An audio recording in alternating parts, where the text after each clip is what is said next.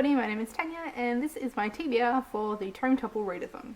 So far from learning from the fact that I'm completely readathoned out and didn't get much read at all during my last readathon, I'm back with another Readathon TBR.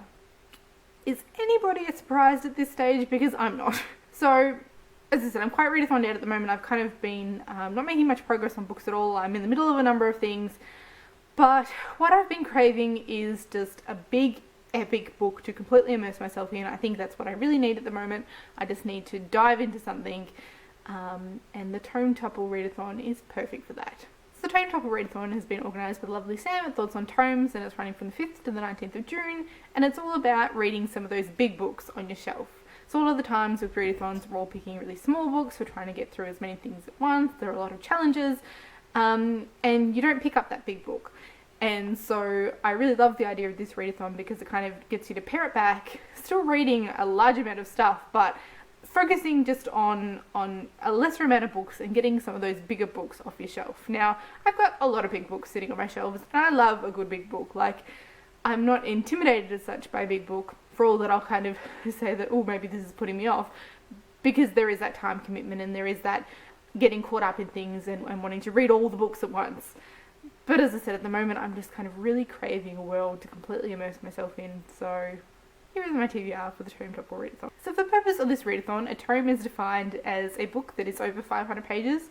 I've got my TBR picked out here, there's a number of challenges still, and let's get into it. The first challenge is to read more than one tome, or books over 500 pages, so I've got two picked out here. The first one I have is this beast, and that is Arcadia by Ian Pearce. This one comes in at 594 pages, so it's definitely a big one. The text is fairly good, so hopefully should be one that I fly through. I don't know how this is going to go. Arcadia is something that's been quite huge on BookTube lately.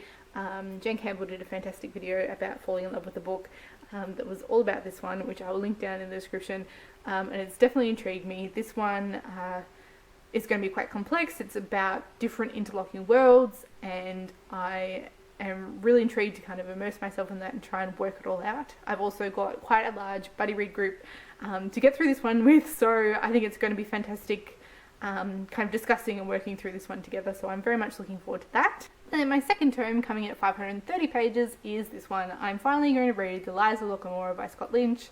This, as I said, is kind of what I'm craving at the moment. Just some epic fantasy to kind of I just want something that's going to be compelling for me to pick up and really I want to get lost in a world, and so I'm hoping that this one will fit the bill. This one I'm sure you've heard plenty about. It's something that I meant to read quite a long time ago now. It's been sitting on my shelf for a while. Heard nothing but fantastic things. This one is following the story of Locke and his band of thieves, or the Gentlemen Bastards.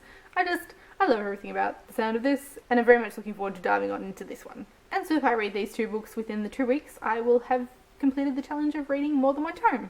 The second challenge is to take a graphic novel break. So amongst these big tomes that we're immersing ourselves in, the idea is to kind of take a chill, take a break, just consume something that's quicker and easier. So I might take a graphic novel break. I do still have a few graphic novels out from the library, that being the second volume of Lumberjanes and also volumes 1 and 2 of Sex Criminals.